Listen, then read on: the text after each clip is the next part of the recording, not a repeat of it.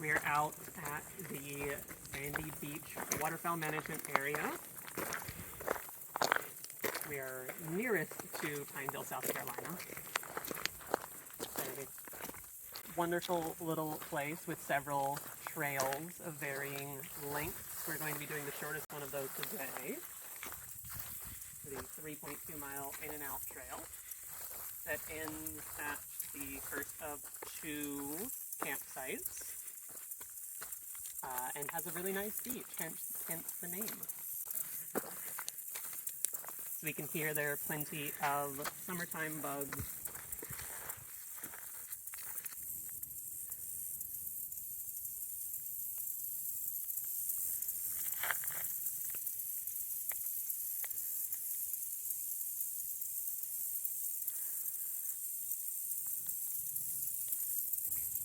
So here we have some water drainage system. This is the high water side. It's the low water side. You can see over there. Obviously, management to make sure that we don't have any flooding and make sure that we have water where we need water. Some more water lilies out there. It's a little purple flower here that might be a swamp iris. I'm not entirely sure. But yeah, little lovely glimpse into a little swamp ecosystem. So back in the woods here, we've got one of probably hundreds of different wood duck boxes they have out here. Wood ducks like to nest in places that are very near the water, but up above the water, usually in hollows of old trees or things like that. It's very easy for, snakes, other mammals, egg eaters to get in and eat the eggs of these beautiful birds, and they're partially protected. So lots of places set up little bird boxes like this so that they can come in, nest, and not have to worry about their eggs. Area off to the right here would be like upland forest kind of area, lots of pines, younger hardwoods, and fairly sparse underbrush. Off to the left, you can see some of the new growing pines as they're replanting this area. Not sure exactly what kind of pines those are. I don't think this is quite the habitat for longleaf, but I know South Carolina Department of Natural Resources is doing a lot to revitalize the population of longleaf pines in this area. Goes here up around this curve here. There were some really good deer tracks. So there is a large population of deer up here. I saw some last time. Maybe we'll see some tracks, maybe we'll see some deer. So this is what I was talking about before. You've got some very well-defined deer tracks. You can see the 2 hooves here coming to a point. So they're heading that direction, probably whenever there was a last rain, as these are a little damp, but still fairly dry. So it wasn't any time recently. And there's a couple other along here. And here we have some sort of wading bird on top of a post. Not sure if it's a little green heron or night heron. It's a little too far away to see, but wherever we make things, the little pumping area with SCDNR. Not sure if it's for irrigation or flood control or what, but wherever we build stuff, animals will show up too. Picked up a little piece of skin here, some little bone here, and then I saw the rest of it. This is the pieces of a turtle shell. If you look, something like this. Big bony plates. This is part of the bottom, and so is this. These are part of the scutes that make up the top. You can see the inside part is, looks like the innards of our bones. Lots of places for blood flow to happen. It's where all vertebrates make our blood cells. Words are hard, y'all. Number 1 rule: pick up your damn trash.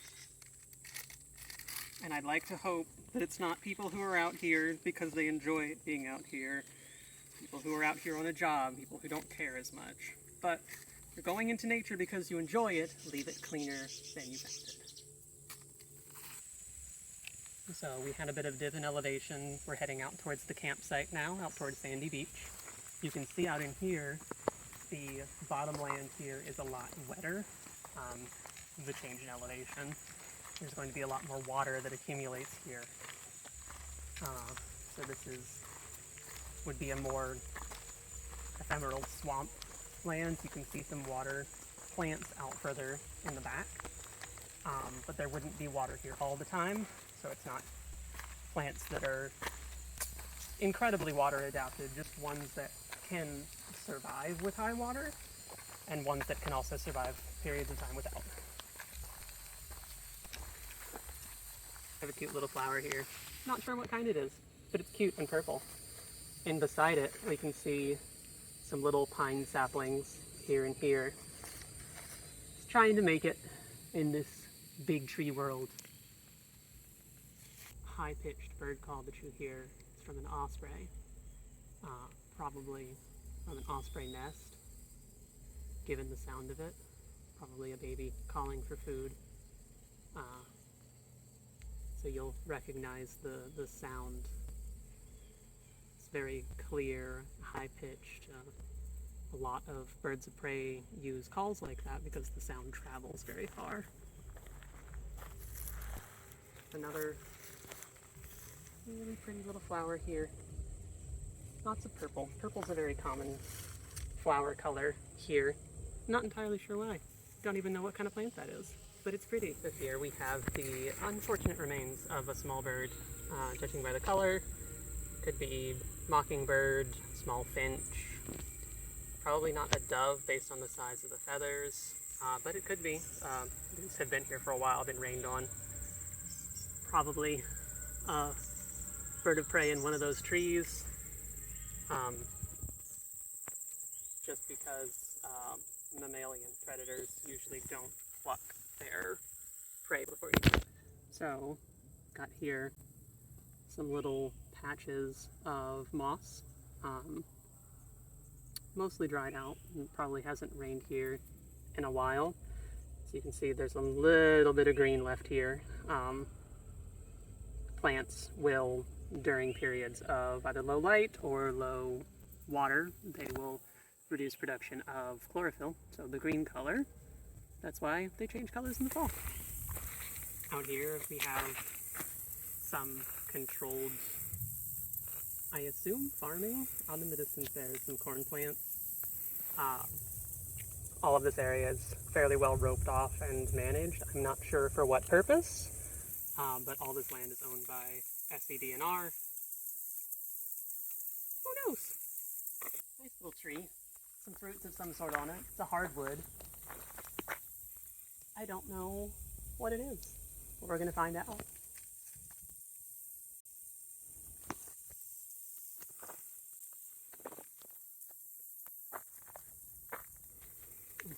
If you want to get a close-up on this.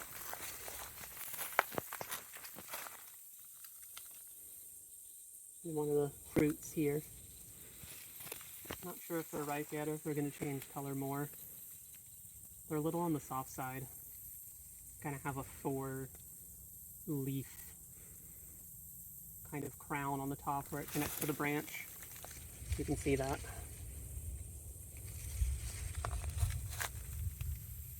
Bunch of them on the tree though.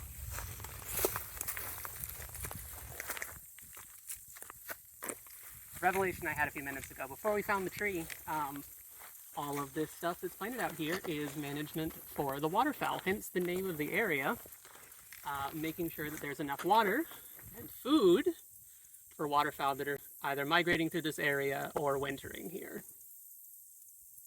You figure it out eventually, right?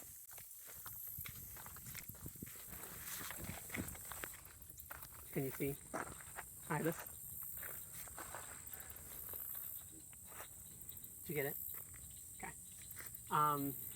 Ibis, one of many wading birds that are in this area. They have a bill that's kind of curved downwards and come to a sharp point. This area opens up to the wetlands and outpass that is the main of Lake Moultrie. You can see it here. Oh, nope. It's a velvet ant. It's actually a type of flightless wasp that looks like an ant. Very difficult to kill. Very strong bite. Way up there on the pain scale. I forget the man's name, but this made a name for himself getting bit by various things and ranking them on a scale. Not Coyote Peterson, but two things. One, crawfish head here. Eaten by something, probably a raccoon around here. They are well known for going into the edge of water like this, grabbing things with their little hands and pulling them apart. The other thing, beautiful red flowers here. This new growth on this blackberry plant. In the wild they grow as thorny vines as opposed to a bush like you might see them in farming areas or if you buy one for around your house. Very sticky. Be careful when handling, but early summer is to have a good crop of little berries on them. Make sure you know if the area has been treated with pesticide before trying anything in nature. Another cute little flowered plant, not sure what it is. This one is sitting on top of a bunch of low area, and you can see water down in there. You see water over here. So this is a water-adapted species. See if we can identify it later. Most of this area in here has pockets of low area where you can see there's not really many trees, and then high area where there are trees. One here and one here. A couple more little deer tracks through here and here. Heading from over this way to over that way.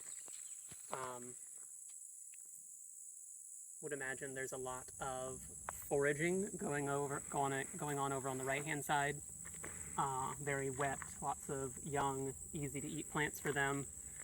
And then maybe they head over into the drier area to lay up when the sun is high or at night.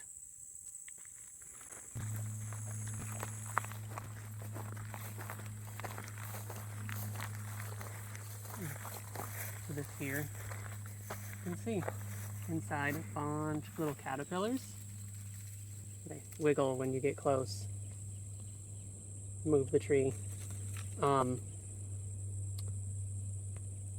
Forget exactly what kind they are, but it's a native to this area, and know specifically on pecan trees, they like to make big communal web nests while they are eating away at the leaves. You can see the leaves on the top there are mostly eaten away. And eventually they'll pupate and grow into moths. So I'm pretty sure these two here are longleaf pines. The length of the needles is a lot longer compared to the length of the branches, like as compared to the other types of trees that are around. I still have to look up to be sure, but I know these pines are very rare naturally in this area because they are fire adapted. They need wildfires to pass through an area to be able to knock out its competition. Wildfires in this area are very heavily controlled, and controlled burns are a very recent thing, partly to help bring back the longleaf pines. So they need our help. So you can see at the bottom of these trees here, some scorch marks. from probably controlled burns to help the longleaf pines. There's one actually over there at the base of that big pine tree. There's a small longleaf. Like I said, the fires are needed to keep down other faster growing species, and the longleaf pines will actually, the needles will close up around the top of the pine, protecting it from fire damage, and it'll just keep growing and everything else dies.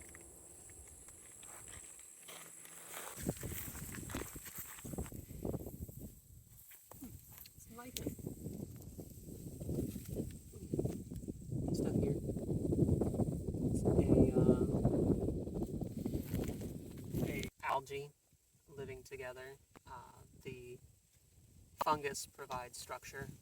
And the algae uses its photosynthesis to produce nutrients for both. It's a way that algae can be on land. So another wood duck box. You can see really well on this one the metal thing along the bottom. It's to keep usually snakes from getting into it, but anything that can't figure out how to just, jump down and get into the eggs. Just trying to help protect the population. Added this. So there's a lot of little tiny mosses. Some of them might be small ferns. The bryophytes, I think is what they're called. Small non-vascular plants. I'll fact check that later. But these have a more green color. They have their turgor pressure. They are a lot closer to the water here, and the runoff from the dike here, they're getting a lot better hydration than the stuff that we saw before. So this is a wasp gull. Looks to be from an oak tree or something similar. Basically, wasp makes a nest or implants eggs, and the tree grows around it to try to get rid of it. And the wasps, its parasitoid wasps, just kind of live in it anyways. It's a weird symbiosis. The plant is really trying to get rid of the wasps, and the wasps are just like, hey, thanks. This is also how trees get cancer. Things like this, galls that grow on trunks and branches. It's localized rampant cell outgrowth. A bunch of cells growing really fast, and like, why don't trees do that too? Anything like these or these are going to be tree tumors. The stuff on the outside is another type of lichen. It grows very common on older trees. You can see some on the bottom of this pine tree here. Algae using a fungus friend as scaffolding.